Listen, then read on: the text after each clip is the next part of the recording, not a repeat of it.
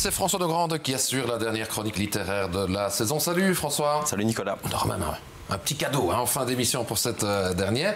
On commence avec cette super nouvelle pour toi, c'est cette signature de contrat chez Méo. Oui, mon livre va sortir bientôt, ça s'appelle L'ombre d'une racine et c'est prévu pour octobre 2023 ici. C'est un premier roman? C'est mon premier roman. Oh, j'en ai déjà envoyé beaucoup avant, mais c'est le premier qui a trouvé un acquéreur. Voilà, ça s'est passé au mois de mars à la Foire du Livre de Bruxelles. Oui, c'est ça. Et pour l'anecdote, cette photo a été prise par l'auteur de La Vénus de la vallée Mosane. Et donc c'est là-bas que tu as rencontré cet auteur que tu ne connaissais pas, hein, c'est Olivier Papleux. Voilà, je ne le connaissais pas du tout et ça a vraiment été une très belle découverte. Dans son roman La Vénus de la vallée, il propose une enquête génético-paléolithique. Qu'est-ce que ça veut dire? Voilà, alors c'est tout un programme ce titre, la Vénus de la vallée Mosane, parce qu'il va emmener le lecteur dans une enquête pour tenter de faire en sorte que sa femme, hein, on épouse le point de vue d'André dans le livre, sa femme Ève puisse mener à bien sa grossesse. Hein. Il soupçonne qu'il y a un gène d'origine néandertalienne qui pose problème et qui fait que ses trois aïeuls directs sont mortes en couche.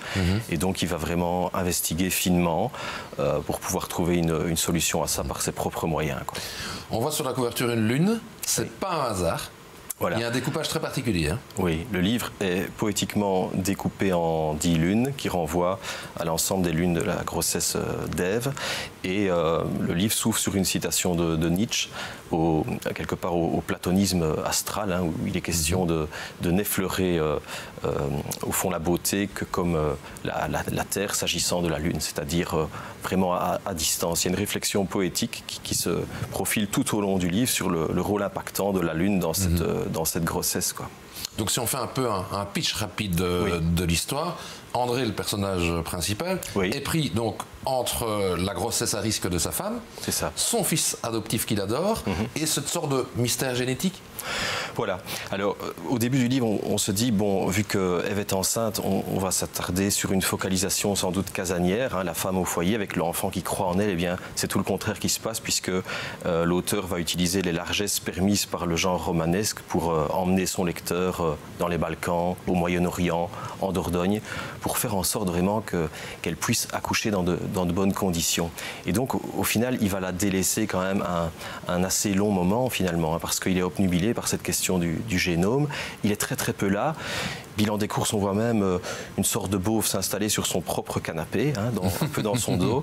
Mais lui, je dois dire que dans ses enquêtes, il n'est pas tout clair non plus et il a l'art d'interroger de très très près, si tu vois ce que je veux dire, une certaine Hélène, hein, voilà, qui est spécialiste de l'évolution de l'Homo sapiens. Et donc, mais je n'en dis pas plus, mais simplement, c'est très intéressant à lire. L'auteur Olivier Papleux, en fait, il est mathématicien de formation et c'est un passionné de Scrabble.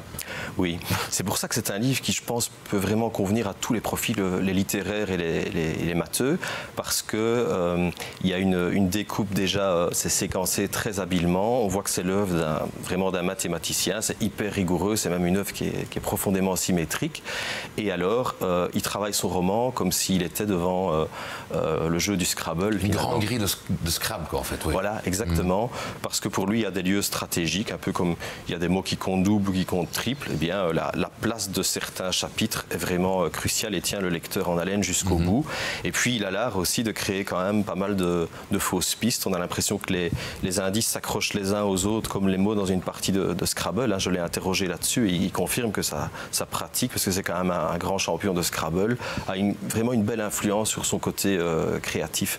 Du coup, le livre est intéressant poétiquement, formellement et aussi pour les questions de contenu, quoi. Enfin, de ce que moi j'ai pu lire, c'est quand même pas souvent qu'on assiste à un homme qui raconte par le menu la grossesse de sa femme. Il n'est pas là, mais cette question-là l'obsède. Et il y a un très beau lien aussi entre le père et le fils adoptif Emmanuel. C'est beau parce que c'est un lien vraiment indéfectible. Ils voyagent partout et à la recherche de sensations, quoi. Vraiment, c'est très réussi. Allez, on poursuit avec un roman plus ancien, puisqu'il date de 2000, c'est Effroyable Jardin, qui avait été adapté au cinéma, hein, si ma mémoire est bonne. Exactement, oui, oui. Avec notamment Thierry Lhermitte, Magimel, Dussolier et Villeray de Becker. C'est un très très beau livre aussi. Alors, le côté historique, c'est le procès de Maurice Papon, donc on le situe en 1998, et là, c'est un petit peu tout le contraire que dans le roman précédent, puisque ça commence par une espèce de déclaration de guerre au père du narrateur Lucien. Il est profondément gêné de son père, qui a l'habitude de se déguiser en clown. Il en est gêné au point qu'il dit à un moment donné qu'il l'aurait volontiers donné au premier orphelin si il avait pensé que ça aurait pu intéresser quelqu'un sur cette terre. Donc il veut vraiment se défaire de son père. Et donc d'un côté, il y a ce clown un peu triste et imbibé, et puis de l'autre côté, on découvre que c'est aussi un héros de la résistance en fait. Voilà, c'est ça qui est vraiment très beau. C'est un clown qui est ivre par devoir, qui est vraiment rempli de reconnaissance liquide. Une fois que ses spectacles sont terminés, il est vraiment déchiré, il revient chez lui, sa femme est aux petits soins. Et voilà, le gamin en a honte. Mais au fil du livre, on va voir se profiler une autre image du père grâce à un renversement d'un certain Gaston, qui est le grand cousin de Lucien.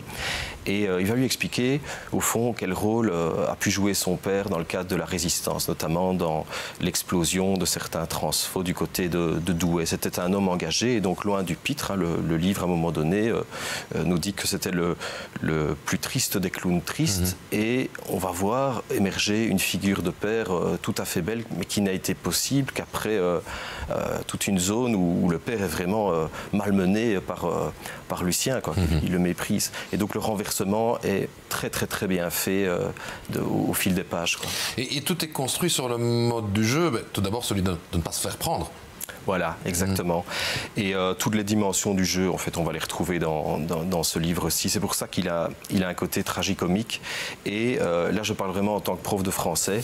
Je trouve que c'est un contrepoids très efficace, parce que parfois on donne à lire de la littérature de témoignage, ça m'arrive aussi, Primo Levi et Elie Wiesel. Ici on a un livre qui est un contrepoint comique et qui est très léger, très agréable à lire, qui plaît pas mal aux adolescents. C'est une autre façon d'aborder la guerre, et puisque ça marie le côté vraiment tragique de la guerre avec des questions qui sont plus de l'ordre de la légèreté du jeu.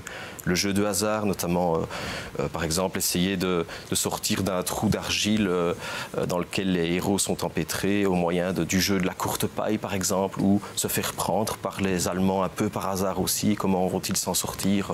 Voilà, je ne vais pas en dire plus, mais c'est vraiment le fil rouge, c'est le jeu, quoi. Je l'ai dit, on va terminer cette émission par un petit bonus, parce que tu es professeur, tu es auteur, tu es chroniqueur, tu es chanteur aussi. Tu vas nous proposer une petite chanson.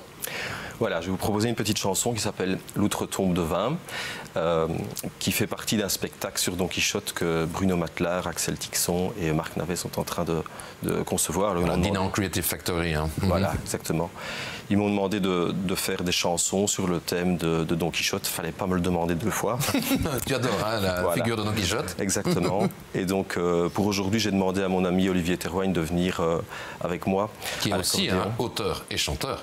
Voilà, auteur, chanteur, compositeur. Et on a aussi l'habitude de jouer cette chanson dans le cadre de notre spectacle Ode à Bacchus, puisque ça parle de Don Quichotte, mais aussi du vin rouge, quoi, de l'épisode où il a des problèmes, il a des démêlés avec des outres de vin. Donc voilà. Ode à Bacchus qu'on pourra voir à Sie, je pense. À l'église de Sie, le samedi 30 septembre. Et là, on propose un spectacle, une histoire du vin de l'Antiquité au Moyen-Âge jusqu'à nos jours, avec des dégustations et avec une église qui va être complètement transformée pour l'occasion. Voilà, on termine donc cette émission en musique.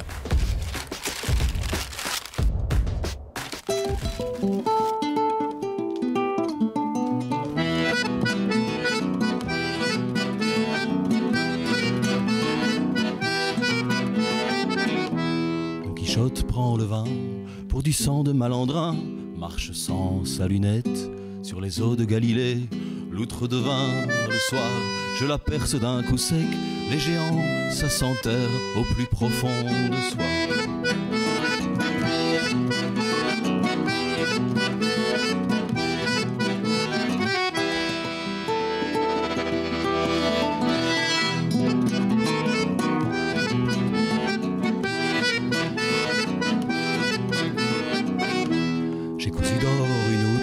Au-dessus de mon lit, la nuit, je compte les gouttes que j'avale assoupie. Vendre la peau de l'outre contre le chant du merlot qui siffle mes cubides rouges dans un coin de mon caveau.